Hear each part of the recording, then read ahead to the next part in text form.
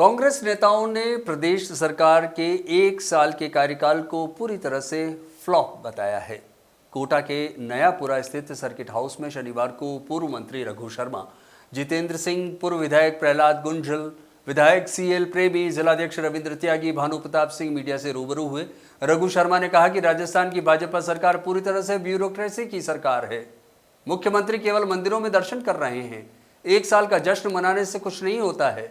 जनता सवाल पूछ रही है कि सरकार ने काम क्या किए हैं। सरकार विकास के हर मोर्चे पर विफल साबित हुई है। प्रहलाद गुंजल ने यह भी कहा कि कोटा में एयरपोर्ट अभी तक नहीं बना।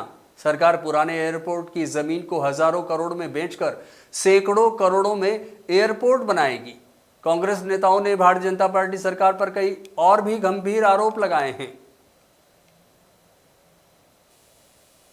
अडानी की चर्चा आदरणीय जितेंद्र सिंह जी ने की। मैं आरोप लगा रहा हूं आंख में से काजल चुराने का। रिसर्जेंट राजस्थान के नाम पर राजस्थान को सपनों की उड़ान भराने वाले मुख्यमंत्री जी और प्रधानमंत्री जी, क्या इसके पीछे खेल तो नहीं है? जलवायु परिवर्तन के दुष्परिणामों के कारण अनलिमिटेड एडेड फंड सारा का सारा अडानी के हवाले कैसे कर दिया जाए? रिसर्जेंट राजस्थान का पर्दा डालकर राजस्थान की भू संपदा सारी की सारी अडानी को दे दी जाए। क्या ये खेल तो नहीं चल रहा राजस्थान सरकार और भारत सरकार का मिलके कि हम भूभाग की दृष्टि से देश का एक समृद्ध शक्तिशाली स्टेट में गिने जाते हैं और हमारी संपदा लुटा दें और राइजिंग राजस्थान का चश्मा राजस्थान के लगा दें और आंखों में से काजल निकाल लें। अनलिमिटेड फंड ग्रीन एनर्जी के नाम पर जलवायु परिवर्तन के दुष्परिणामों से बचने के लिए जो आने वाला है वो सारा अडानी के हवाले कर दिया जाए। रिसर्जेंट राइजिंग राजस्थान के पीछे नियोजित षड्यंत्र है और प्रधानमंत्री उसमें दो बार आना यूं ही नहीं है। अडानी को कैसे सारी की सारी विपुल संपदा राजस्थान की सौंपकर सारा फंड उनके हवाले कर दिया जाए। मैं समझता हूं राजस्थान समय आ गया है जब इस खेल को समझे। एक व्यक्ति को शक्तिशाली बनाने के लिए सरकारें जुट जाए। कांग्रेस पार्टी कभी और कोई भी लीडर औद्योगिक विकास प्रगति का आधार है, ये नारा जवाहरलाल नेहरू ने दिया है आजादी के बाद। पर एक उद्योगपति की समृद्धि के लिए सारी सरकार जुट जाए, सारे राष्ट्र की सारे प्रांत की भू संपदा समर्पित कर दी जाए। मैं समझता हूं इससे बड़ा दुर्भाग्यपूर्ण हालात राज्य के लिए देश के लिए कोई दूसरा नहीं हो सकता। आदरणीय रघु जी ने बजरी का कार्य इनकी कॉन्स्टिट्यूंसी से हटा हुआ खेल है। बीसलपुर बनने के बाद जो बीसलपुर में बजरी आती है, बांध क्या इकट्ठी होती है, डिसिल्टिंग का टेंडर पिछली सरकार ने करा दिया। पर डिसिल्टिंग राजस्थान में बजरी माफिया के रूप में परिवर्तित हो जाएगी।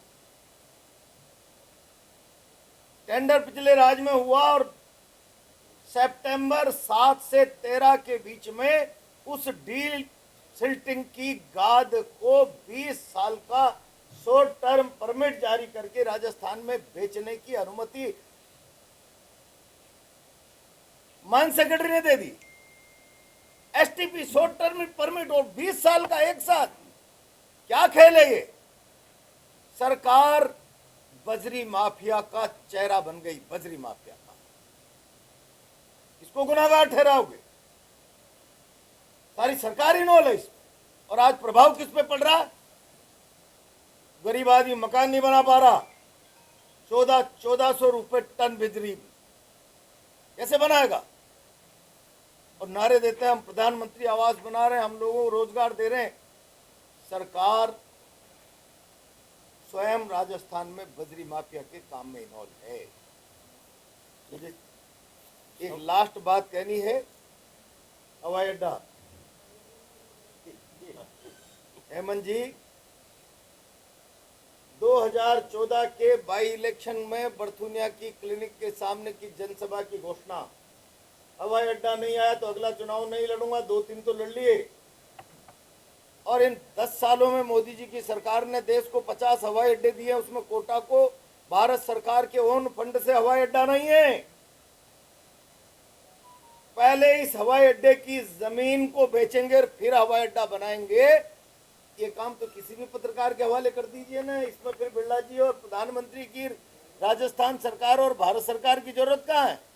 शहर के बीच की बेहद कीमती जमीन को बेचेंगे हजारों करोड़ रुपए में, फिर कुछ सैकड़ों करोड़ रुपया हवाई अड्डों में लगा देंगे और कोटा की जनता को बेवकूफ बना देंगे।